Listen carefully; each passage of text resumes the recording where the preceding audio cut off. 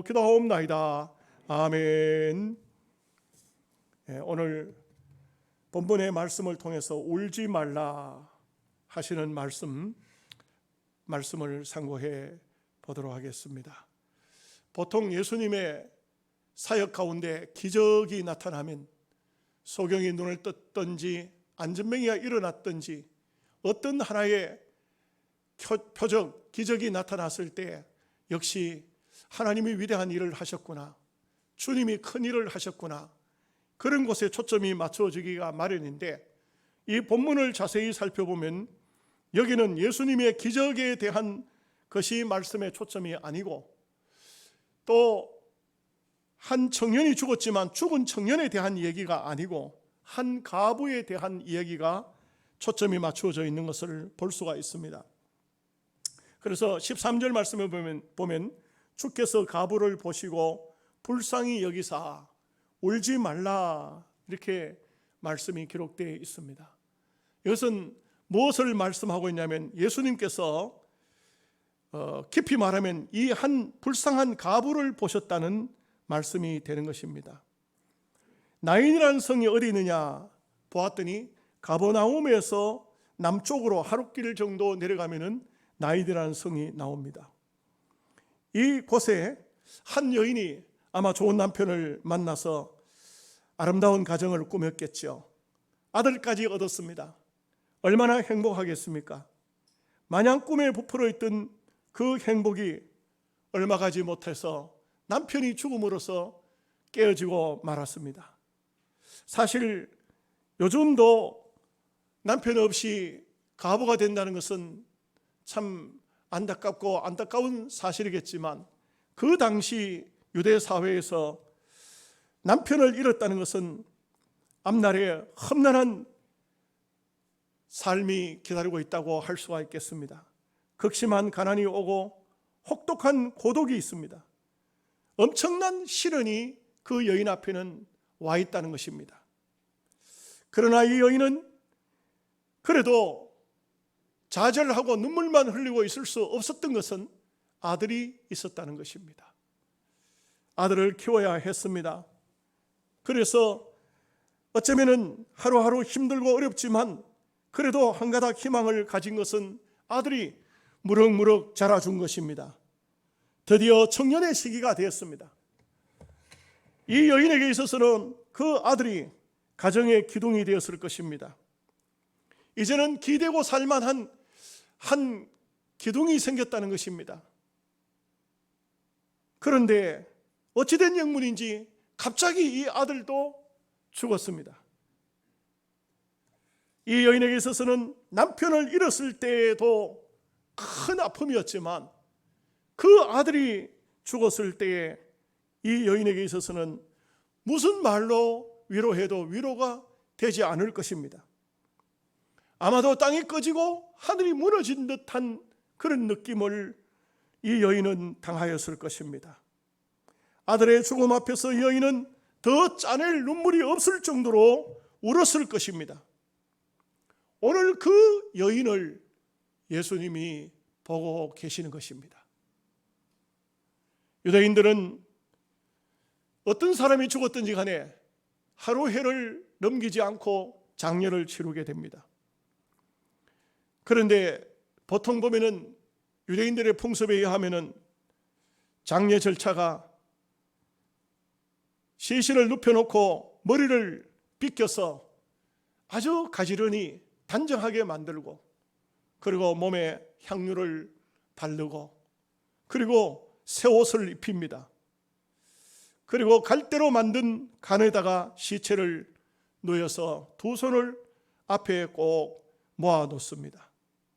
이렇게 해서 오후 한 5시나 6시쯤 되면은 이 장례식을 집행하게 됩니다. 하루 해가 넘어가는 일은 거의 없습니다. 그날 죽으면 그날 바로 장례를 치르게 되는 것은 그 나라의 풍습이고, 굉장히 또 날씨가 덥기 때문에 죽으면 바로 사람이 부패하기 시작하기 때문에 그날 장례를 치르도록 되어져 있는 것입니다. 장례 행렬은 맨 앞쪽에 여자분들이 주로 줄을 여자분들이 섭니다. 그리고 남자들은 간을 맵니다. 그리고 그 간 뒤에는 상주가 따라가도록 되어 있습니다. 또 상주 뒤쪽에는 호곡군이라 해서 피리를 불고 곡을 하면서 따라오는 그런 돈을 받고 울어주러 다니는 사람들이 있습니다. 이 장례 행렬이 상당히 아마 요란했을 것입니다. 이 요란한 장례식 행렬을 예수님 행렬과 함께 만나게 된 이야기가 오늘 본문의 주 내용으로 되어져 있습니다. 이 본문을 통해서 몇 가지 우리에게 주는 교훈을 받고자 합니다. 첫째는 성에서 나오는 무리는 슬피 울고 있는 무리입니다. 슬픔을 안고 나오고 있는 이 여인과 더불어서 울음 속에, 고통 속에 있는 사람들을 봅니다. 얼마나 슬플까요? 무엇으로 슬픔을 표시할 수가 있을까요? 세상 천지에 이보다 더 슬픈 일은 없을 것입니다. 고사성어에 보면은 곡자 이상명이라는 말이 있습니다. 이 말을 풀어서 해석하면은 자식이 죽었을 때에 너무나 심하게 눈물을 흘려서 장님이 된다는 뜻입니다. 부모에게 있어서 자식이 죽었다는 것은 이것은 그야말로 어떤 것으로도 위로가 될 수가 없는 슬픔인 것입니다. 우리 말에도 부모가 죽으면 산에다 묻지만 자식이 죽으면 가슴에 묻는다는 말이 있습니다. 이 가부에게 있어서는 남편도 죽었고 아들이랑은 딱 하나밖에 없는 독자였습니다. 그런데 그 독자가 죽은 것입니다. 오늘 우리가 사는 이 세상에도 슬픔을 당한 사람들의 이야기가 얼마나 많습니까? 이번 코로나에도 보니까 17살 먹은 학생 아이도 이 코로나로 인해서 죽었더라고요. 아마 이 사태가 지나고 나면은 많은 슬픈 이야기들이 나올 것입니다. 대구 지하철 참사 때도 어떤 여자아이는 부모에게 돈을 달라고 했는데 아침에 그 부모는 줄 돈이 없어서 돈 대신 꾸중을 했답니다. 그런데 그 아이는 그날 지하철을 타고 가다가 어떤 정신 빠진 사람이 불을 지르는 바람에 그 불에 타서 죽고 말았습니다. 그 부모는 그 아들의 시신을 안고 내가 돈 달라 할 때 돈이라도 줄 걸, 그렇게 가난을 원망하기도 했습니다. 박근혜 대통령을 감옥에 넣은 세월호 사건, 단원고 학생 325명 수학여행을 제주도로 가다가 75명만 구조를 받고 244명이 죽었습니다. 한 어머니는 딸이 어머니 형편을 알고 수학여행을 가지 않겠다고, 그런데도 그 어머니는 가난했지만 일생에 한 번밖에 아닐 수학여행을 가야 되지 않겠느냐고 딸을 등을 떠밀어서 보냈는데 시신이 되어서 돌아왔다는 것입니다. 그 어머니는 정신 나간 사람처럼 되어서 진도 앞바다에 와서 딸의 이름을 부르면서 바다를 쳐다본다는 것입니다. 2002년도 6월 29일에는 제2의 연평해전이 있었고 2010년에는 3월 26일 날 백령도 근처에서 인민군 잠수함에 의해서 천안함이 격추되어서 그 젊은 청년들, 얼마나 아까운 청년들이 40명이 죽고 6명이 실종이 되었습니다. 이때 김기룡 시인이 쓴 글을 보면은 인간사에 이에 더할 참담한 일이 어디 있는가? 가난이야 부지런하면 하늘이 돕는다지만 한때에 실패야 딛고 일어서면 된다지만 차마 못 볼 일이 부모가 되어 자식을 먼저 떠나보내는 일이라. 한 세상 살면서 이런 슬픔만은 다시는 당하지 말아야 할 터인데, 이런 글을 썼습니다. 나인성에서 나오는 무리들은 죽음을 가지고 나오는 무리들입니다. 이 무리들 속에는 슬픔이 있습니다. 이 무리들 속에는 아픔이 있습니다. 이 무리들 속에는 세상에서 어떤 위로도 할 수 없는 고통과 괴로움이 있습니다. 어쩌면 이 세상의 모든 모습을 우리가 볼 수가 있다고 할 수가 있겠습니다. 그런데 놀랍게도 이 죽음의 무리가, 고통과 아픔의 무리가 생명의 무리를 만나게 됩니다. 생명의 주인이 누구입니까? 바로 예수 그리스도가 아니십니까? 예수 그리스도와 함께 성 안으로 들어가고 있는 이 무리는 생명의 무리입니다. 죽음이 생명을 만난다는 것은 흔치 않은 일이겠죠. 생명의 주인 되신 예수 그리스도 앞에 죽음의 행렬이 다가오고 있는 것입니다. 아니, 죽음의 행렬 앞에 생명의 무리가 다가가고 있는 것입니다. 이 정면 대결은 어떻게 됐을까요? 예수님은 이 땅 위에 오셨을 때에 가장 많이 만난 사람들이 바로 실패자들입니다. 병든 자입니다. 고통당하는 자입니다. 그래서 사복음서를 통해서 보면 예수님께서 40번 정도 보셨다 하는 말씀이 나옵니다. 보셨다. 무엇을 보셨을까요? 가난한 자를 보셨습니다. 불쌍한 자를 보셨습니다. 병든 자를 보셨습니다. 힘들고 어려워하는 사람을 보셨습니다. 눈물을 흘리는 자를 보시고 계신다는 것입니다. 이 여인에게 있어서 얼마나 고통일까요? 얼마나 두려움일까요? 얼마나 아픔일까요? 무엇으로도 위로할 수 없는 이 여인을 주님이 긍휼한 마음으로 보시면서 오늘 본문 말씀의 13절에 가부를 보시고 불쌍히 여기사 울지 말라 하시는 것입니다. 슬픔을 당했지만 슬픔을 당한 사람을 울지 말라고 말을 한들 위로가 되겠습니까? 울지 마, 울지 마 하지만 눈물을 닦아줄, 그 눈물을 흘리지 않게 할 어떤 대안이 우리에게는 없습니다. 우리 인간에게는 없지 않습니까? 그러나 예수님은 울지 말라고 하실 때에 울지 말게 하실 수 있는 대안이 있는 것입니다. 그분에게는 능력이 있는 것입니다. 그분은 말씀하시면은 이 놀라운 역사가 나타납니다. 그래서 오늘 여기에 14절 말씀에 예수께서 이르시되 청년아 내가 내게 말하노니 일어나라. 그랬을 때에 15절에 죽었던 자가 일어나 앉고 말도 하거늘 예수께서 그를 어머니에게 주시니. 이것은 하나님의 긍휼이요 축복이요 은혜라는 것을 알 수가 있습니다. 두 번째 우리가 생각할 말씀은 생명의 주인이 누구인가를 가르쳐 줍니다. 여러분, 영국에서도 신앙이 매우 좋았다는 빅토리아 여왕이 있습니다. 이 빅토리아 여왕은 종종 궁궐을 빠져나와서 서민들과 사귀고 대화하는 것을 즐겼다고 합니다.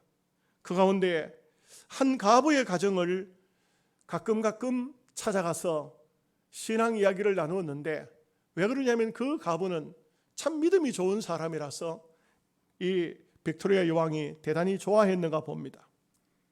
한 번은 빅토리아 여왕이 이 가부를 향해서 이런 말을 합니다.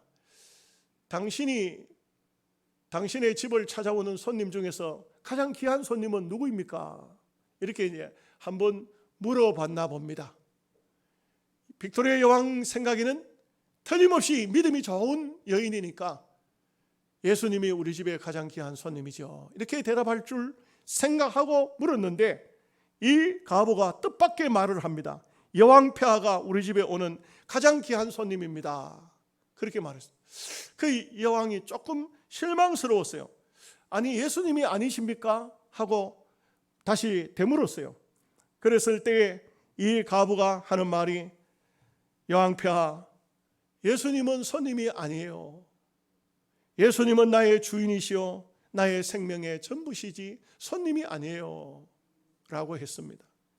오히려 여왕은 아주 멋쩍은 표현을 지을 수밖에 없었습니다. 그렇습니다.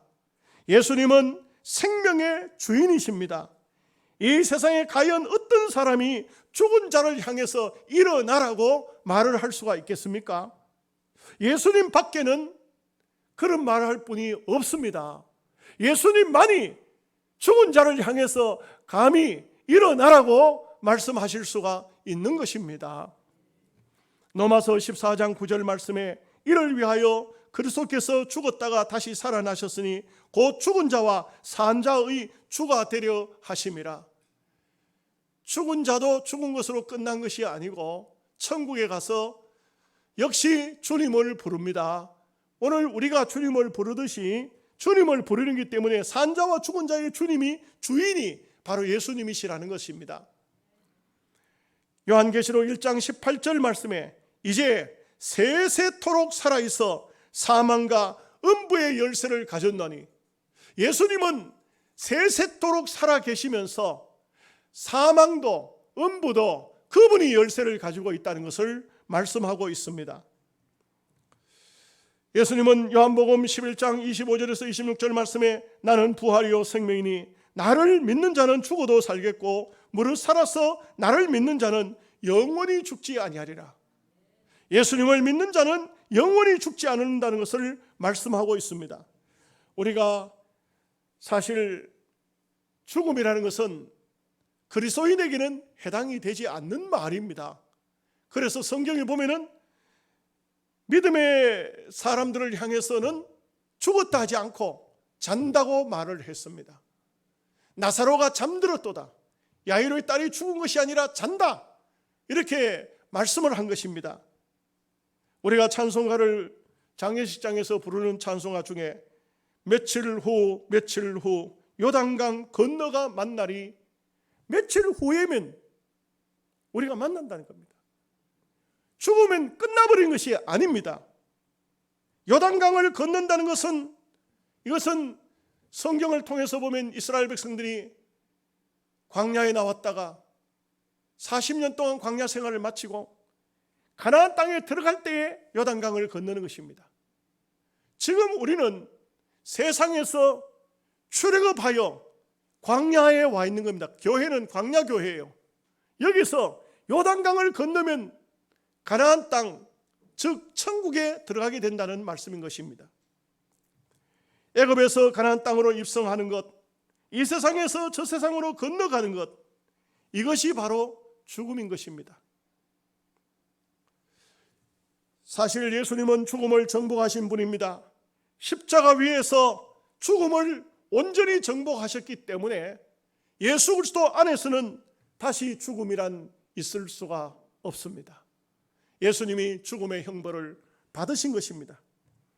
우리가 이 땅 위에서 사는 동안에 부모가 먼저 세상을 떠났다, 혹은 남편이 세상을 먼저 떠났다, 혹은 안타깝지만 자녀가 먼저 세상을 떠났다, 떠난 것뿐이지 없어진 거 아닙니다. 분명히 멀지 않아서 우리는 요단강을 건너면 다시 만나게 되어지는 것입니다. 하나님은 절대로 우리가 눈물을 흘리는 것을 그대로 버려두지 아니하시고 눈물을 닦아주시는 분이 하나님이십니다.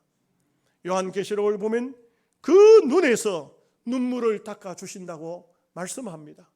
이 세상에는 어차피 아픔과 고통, 눈물이 있는 세상인 것입니다. 멀지 않아서 우리는 눈물 없는 세상으로 가야 하는 것입니다. 세 번째, 주님은 오늘도 눈물을 흘리는 자를 보고 계십니다. 스펄전 목사님이 재미있는 말을 했습니다. 하나님이 눈물을 흘리지 않는 자녀를 두신 일이 있습니까? 라고 했습니다. 다시 말하면 하나님의 자녀들은 다 눈물을 흘린다는 것입니다. 눈물이란 것은 말문이 탁 막혔을 때 터지는 것이 눈물입니다. 말로 표현할 수 없는 어떤 벅찬 감격이나 슬픔에 휩싸였을 때 자연스럽게 눈물이 쏟아집니다. 인간은 태어날 때부터 울음으로 시작합니다. 어떤 사람은 죽을 때도 눈에 눈물이 고이는 것을 봅니다. 그렇기 때문에 눈물을 부끄럽게 여길 필요는 없지요. 눈물을 흘리는 것은 수치스러운 것이 아닙니다. 대한민국 교회는 울어야 합니다. 우리 노회 기독신문에 장로님 한 분이 글을 실었는데 지금은 울어야 할 때입니다. 권택성 장로님이 글을 실어놓은 것을 읽어보았습니다. 지금은 울어야 할 때입니다. 여러분, 한국 교회가 눈물이 너무 말랐습니다. 옛날 어른들 책을 읽어보면 6.25 사변 때 전쟁터에서 남편이 죽고 아들이 죽고 울 장소가 없어요. 교회에 오면 울었다고 합니다. 모두가 다 울었어요. 서로 붙잡고 울었답니다. 일제시대 때 일본 사람들에게 말까지 뺏기고 이름까지 빼앗기고 오로지 울 수 있는 장소는 교회였다고 합니다. 교회 간다 하면 다른 말로 울러 간다 이럴 정도로 교회는 눈물 바다였다고 합니다. 얼마나 많이 울었는지 모두가 울면서 하나님, 우리 민족 살려주세요. 우리 민족 살려주세요. 그렇게 울고 울었더니 하나님께서 대한민국 백성들의 눈물을 닦아 주신 것입니다.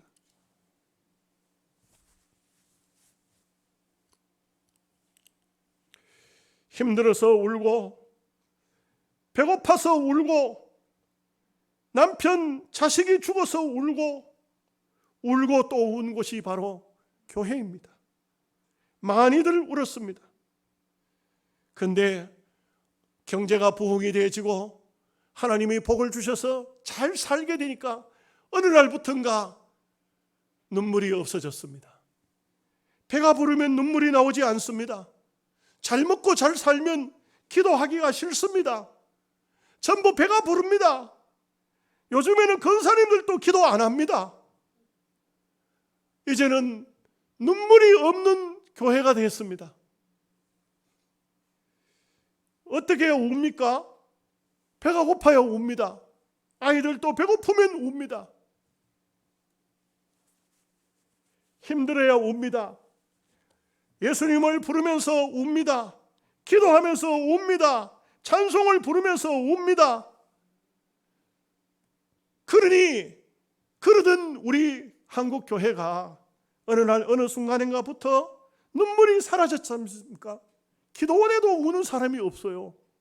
철야기도, 통성기도 우는 사람이 없어요. 이제는 울지 않습니다. 그러니 아예 하나님께서 입을 다 틀어막고 계시고 아예 교회를 다 봉쇄하고 있는 것 같습니다.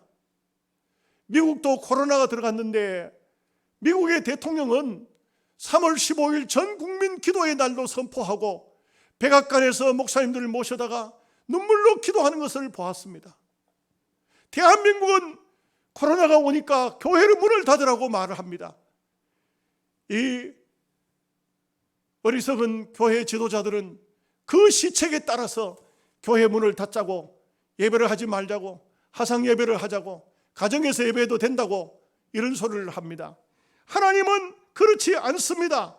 하나님은 히스기야의 눈물을 보셨습니다. 이사야서 38장 5절 말씀에 내가 내 기도를 들었고 내 눈물을 보았노라. 지금 죽는다 하면은 울어야 하지 않겠습니까? 기도로 눈물을 울어서 하나님 앞에 눈물을 보여야 됩니다. 다윗도 많이 울었습니다. 시편 56편 8절 말씀에 나의 눈물을 주의 병에 담으소서. 그는 죄를 범하고 하나님 앞에 회개의 눈물 얼마나 많이 흘렸는지 모릅니다. 어린아이들이 닭똥 같은 눈물을 뚝뚝 흘리면 그 모습을 부모가 유심히 봅니다. 그리고 그 눈물의 의미가 뭔지를 부모가 알아차립니다. 와 같이 우리가 하나님 앞에 눈물을 흘려서 하나님의 마음을 움직일 수만 있다면 우리 한국 교회는 지금이라도 눈물로 하나님 앞에 기도해야 합니다. 하나님께 살려달라고 애원해야 됩니다. 하나님이 살려주셔야 대한민국이 삽니다. 지금은 정치적으로도 너무 힘든 시대가 됐습니다. 4월 15일 총선 끝나면 민주당에서는 공국련이 한국당 속에 들어와 있는 사람들까지 합해서 사회주의 국가로 가겠다고 하고 있습니다. 여러분들 다 듣고 계시고 알고 계시지 않습니까? 이거는 이 자유시장 경제체제, 자유대한민국에 공산주의자들이 정권을 잡았습니다. 이 사람들이 노골적으로 말합니다. 이제는 여러분, 심지어는 조국 수호당이 생겼습니다. 조국이라는 그분이 법무부 장관 할 때 청문회에서 깜짝 놀랄 말을 했습니다. 당신 민주주의 사람이냐 사회주의 사람이냐. 그러니까 그 사람이 하는 말이, 나는 내 사상은 사회주의지만 민주주의와 잘 지낼 수 있다고 생각한다. 그렇게 말합니다. 이거는 자기 스스로 나는 공산당이다 이 말입니다. 그런데도 어떤 사람도 그 사람을 탓하는 사람이 없었습니다. 지금 현재는 대한민국이 굉장한 위기에 와 있습니다. 미국을 버리고 저 공산주의에 중국을 손잡으려고 하는 때입니다. 하나님께서 코로나를 보낸 이유가 뭔지를 알아야 됩니다. 이것은 대한민국 교회를 회개하라는 하나님의 뜻이 계시는 것입니다. 잘못하면 이제는 예배를 마스크 쓰고 드리는 것이 아니고 이제는 예배를 못 드리는 때가 올 것이라는 예감이 충분하게 옵니다. 마음에 두려움이 옵니다. 어느 날 어느 순간에 하나님께서 한국교회 교인들을 통해서 예배를 안 받으시려고 하실지 알 수가 없습니다. 저 북한처럼 중국처럼 지하교회가 돼야 될지 알 수가 없는 것입니다. 두렵습니다. 우리 시대에 이런 일이 벌어질까 두렵습니다. 우리는 이런 코로나 사태를 통하여서 하나님의 뜻이 무엇인가 다시 한번 생각하면서 여러분들이 정말 진정으로 눈물로 하나님 앞에 호소하고 기도하는 우리 영양서북교회, 대한민국 교회가 되어야 될 줄로 믿습니다. 기도하겠습니다.